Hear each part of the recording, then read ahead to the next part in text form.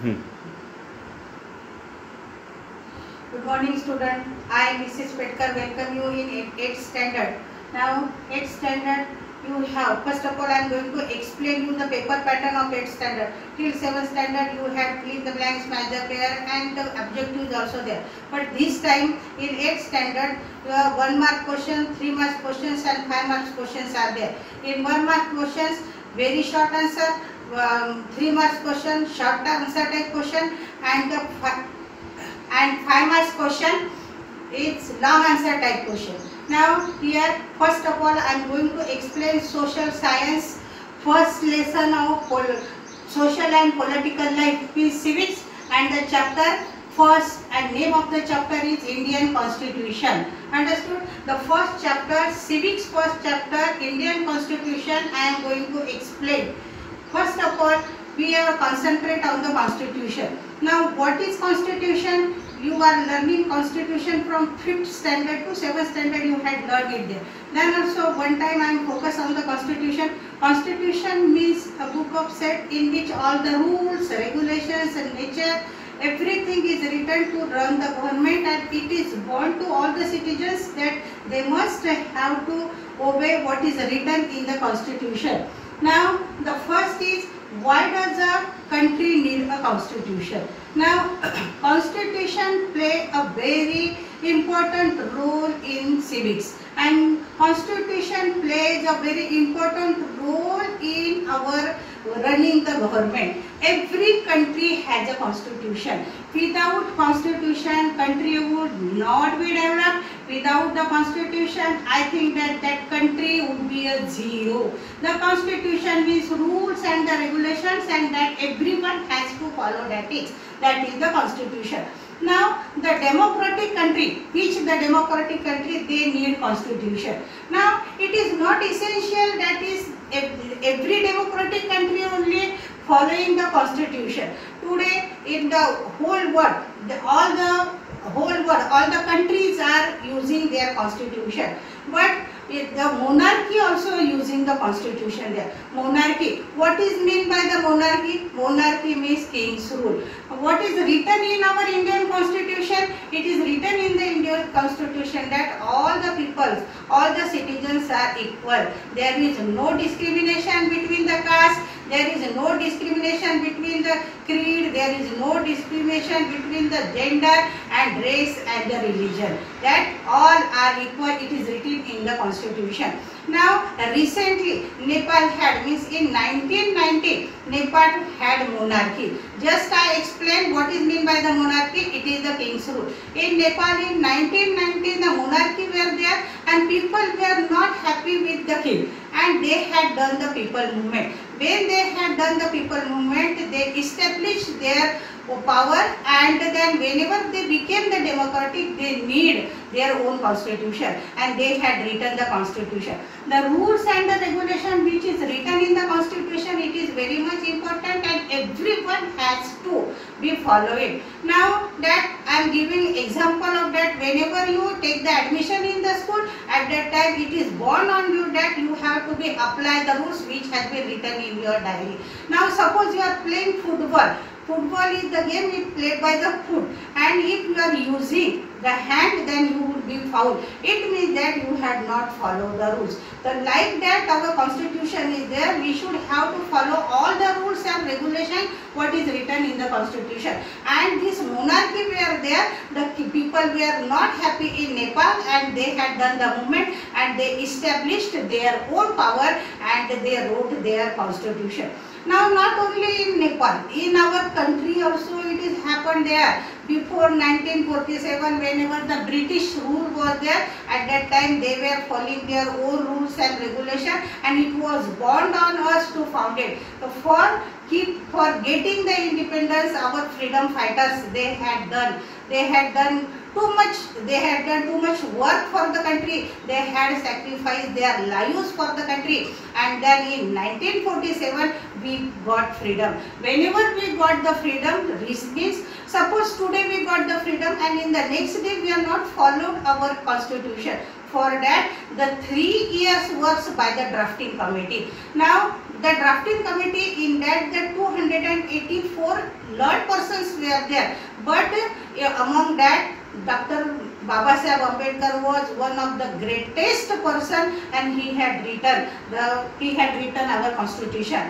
And whenever he had written, he had done too much study about that. He had given some rights which the minorities was not getting it there. Means the scheduled caste peoples were abolished from the society. It should be stopped. That's why he had given some rights. That is, and this wonderful constitution, all world welcome. Whenever he had made the constitution, all world welcome the constitution, and our constitution is a wonderful constitution. So constitution play a very important role in democracy.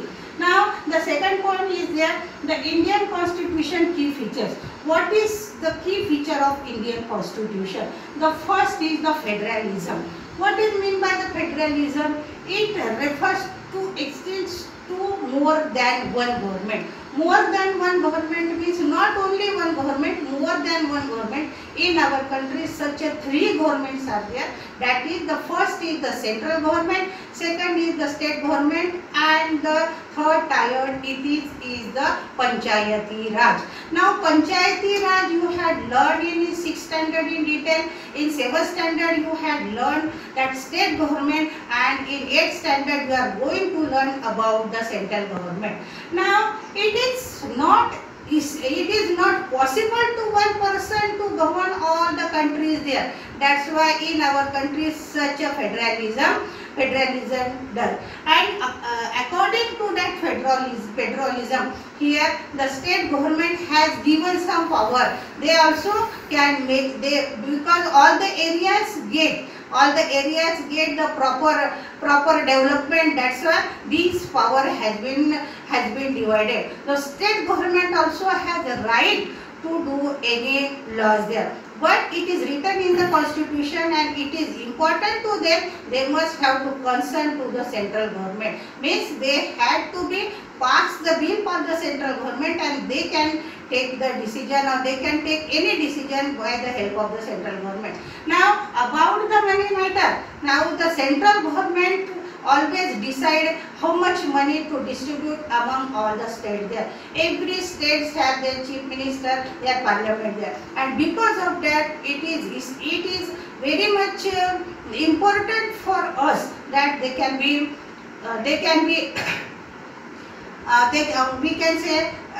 ruled very proper in all the states there. That is the federalism. Now another is parliamentary form of government. What is meant by the parliamentary form of government? That you know. It means that we can direct elect our representative. Now in standard 7 we had learned about that. What is we had learned? We have learned is the Kanta. She was a domestic worker, and she also was standing in one row, and Mr. Jain was a very great person. He was standing also in one row. It means that there is equality, and everyone got right to suffrage. Right to suffrage means right to vote. After the independence, each and every person got right to vote. It is mentioned in the parliamentary of government. Now, some political leaders had misused their authority. This authority should not be misused. For that also constitution has given some remedy, and that's why we people have right to take action against them. That is parliamentary government. Another is separation of powers. Separation of powers means that these powers has been divided into three powers. That is, first is the parliamentary. It means that we elected the person, that is say the legislature. Legislature means we people only elected the person, that is the legislature. Another is the executive, that is some group of people, they make the law and they can implementation also there. Not only making the law is enough, implementation is very much important, and if the implementation, that group, that executive group implementation, and another is that judiciary. That judiciary, you have another particular chapter also in this book given, but judiciary is related to the court.